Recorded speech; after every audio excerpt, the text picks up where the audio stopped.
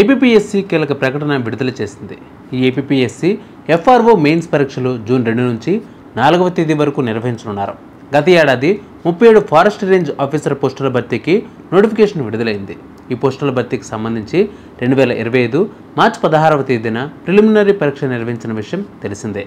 APPSC FRO ఉద్యోగాలకు mains రాత పరీక్షలు జూన్ 2 నుంచి 4వ తేదీ వరకు జరుగుతాయి. పరీక్షలను ఆఫ్లైన్లో ఓఎంఆర్ విధానంలో నిర్వహిస్తారు. జూన్ 2వ తేదీ మధ్యాహ్నం 2:30 నుంచి సాయంత్రం 4:10 వరకు జనరల్ ఇంగ్లీష్, జనరల్ తెలుగులో క్వాలిఫైయింగ్ టెస్ట్ నిర్వహిస్తారు.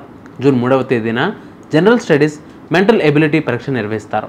ఉదయం 9:30 నుంచి 12 వరకు ఈ పరీక్ష జరుగుతుంది. జూన్ 3వ తేదీ వరకు మధ్యాహ్నం 2:30 నుంచి సాయంత్రం 5 వరకు పేపర్ 2 మ్యాథమెటిక్స్ పరీక్ష ఉంటుంది. ఇక జూన్ 4వ తేదీ ఉదయం సెషన్లో పేపర్ 3 జనరల్ ఫారెస్ట్రీ పేపర్ 1 పరీక్ష ఉంటుంది. జూన్ 4వ తేదీ మధ్యాహ్నం 2:30 నుంచి 5 వరకు పేపర్ 4 జనరల్ ఫారెస్ట్రీ పేపర్ 2 పరీక్ష నిర్వహిస్తారు.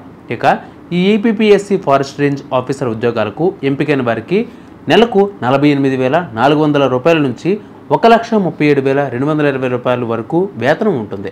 రాత పరీక్షలు, computer proficiency test, certificate verification ఆధారంగా అభ్యర్థులను ఉద్యోగాలకు ఎంపిక చేస్తారు. 1/7/2024 నాటి 18 నుంచి 30 సంవత్సరాల వయసులోపు అభ్యర్థులు అర్హులు. రిజర్వేషన్ల ప్రకారం అభ్యర్థుల వయోపరిమితి సడలింపు ఉంటుంది. జోన్ల వారీగా ఎఫ్ఆర్ఓ పోస్టులు ఎలా ఉన్నాయో ఒకసారి చూద్దాం.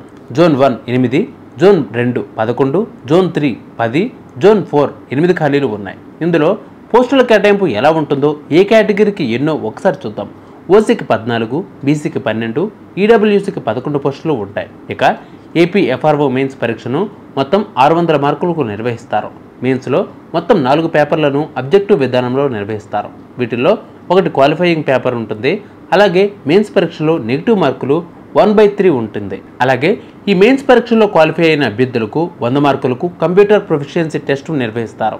ఇందులో ఓసీలకు 40, బీసీలకు 35, ఎస్సీ ఎస్టీ దివ్యాంగులకు 30 మార్కులు కనీస అర్హతగా నిర్ణయించారు. మరోవైపు ఏపీ మెగా డిఎస్సీ 2025 పరీక్షలు జూన్ 6 నుంచి ప్రారంభం కానున్నాయి. సో అభ్యర్థులు ఎవరైతే ఉన్నారో వీటిని గమనించండి.